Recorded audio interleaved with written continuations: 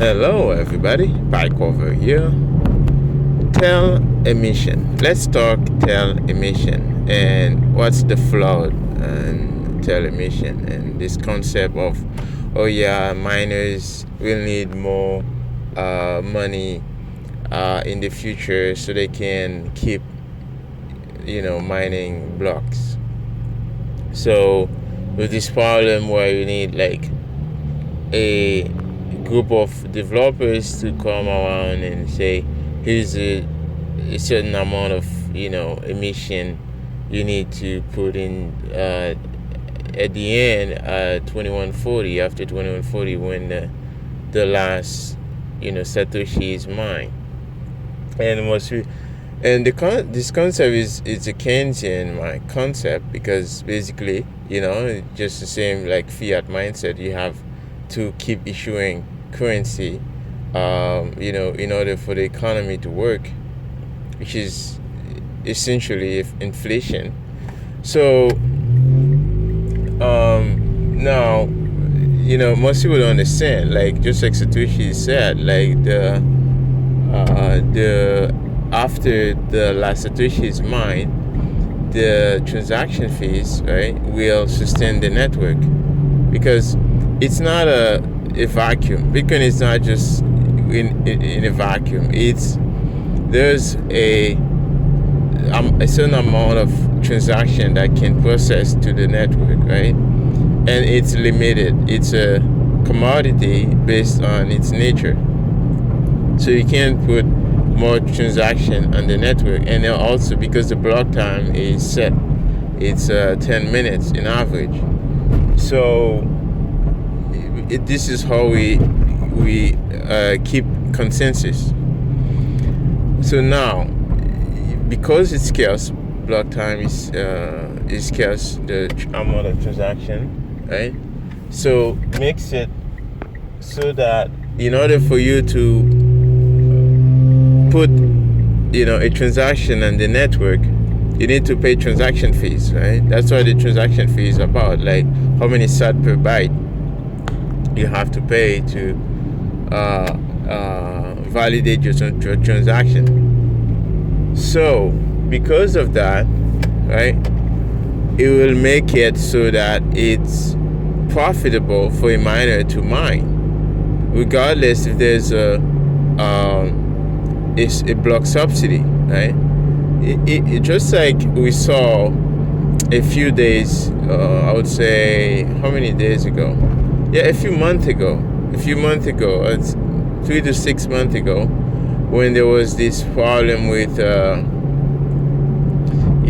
those ordinals, right? They kind of come out and flood the network with a bunch of JPEGs and all those things. And they say, oh, they broke Bitcoin with these, ordinals, right? I don't care how you want to use the network. It's up to you. I mean, if you're ready to pay the transaction fees, okay, pay the miners, like make them rich and then bring the hash rate up, right? So, and then, hire a valuable position, flood it. It's like, if you want to do that, that's what you want. That's how you would think you can use the network. Use it, right? It's a free market. So, and we saw the fees skyrocketed, right? And by the way, right now, at this moment of this video, I'm recording right now, if you go on the time chain, you'll see transaction fees, right? If you go on the mempool, transaction fees are going up. The market is start to picking up on transactions, right? It's stuck, but this time it's natural. It's not about like a bunch of ordinals. This time it's natural transactions going up, right? So yeah, so this time you have natural demand for transactions on the network. Right now you have 500,000 transactions left to be validated, right? So that's quite a bit of transactions to be validated, right? On the network. So this like 500,000 now you're getting to close to 600,000 transactions to be validated, right? That's quite a bit, right? That's quite a bit of transactions to be validated. So now those transactions, right?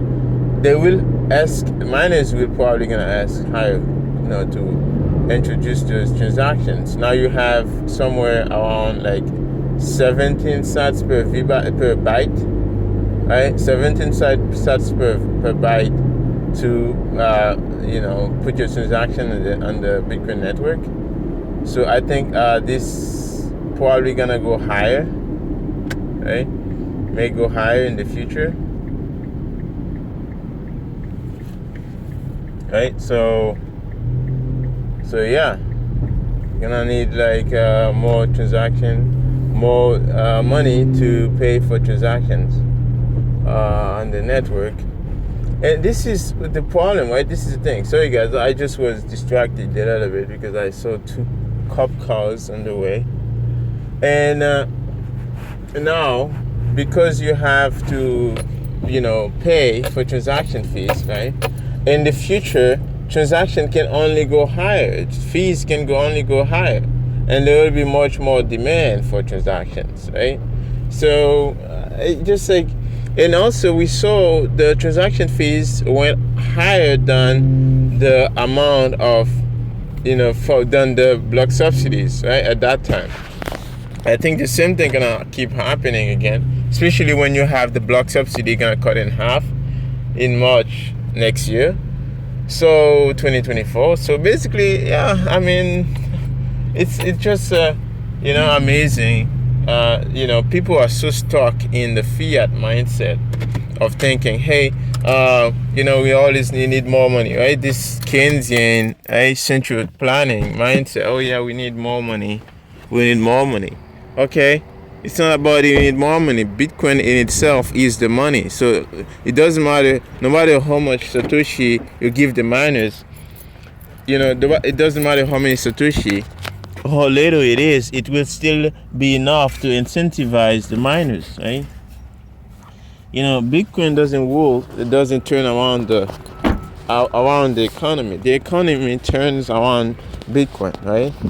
This is the thing, right? Instead of looking at it as the economy or the fiat currencies, instead of looking at it as Bitcoin turning around fiat currencies, you have to look at it as fiat currencies turning around Bitcoin. So that way you start to realize, hey, okay, this thing starts to make sense. Because if it is the money, the ultimate money, then it doesn't matter how many Satoshis, the miners will still be incentivized. And also the worst thing that can happen, well, the hash rate can drop, difficulty we adjust, and then even people on the computer can mine. So it makes no sense to keep thinking, oh yeah, we just need more emission. It's just like ridiculous, right? So anyways, I just wanted to throw this out there, and I hope you guys enjoy. This was PieCover, and a beautiful morning, beautiful. I hope you guys are having a beautiful day. I'll see you again in the next Bitcoin Talk, PieCover.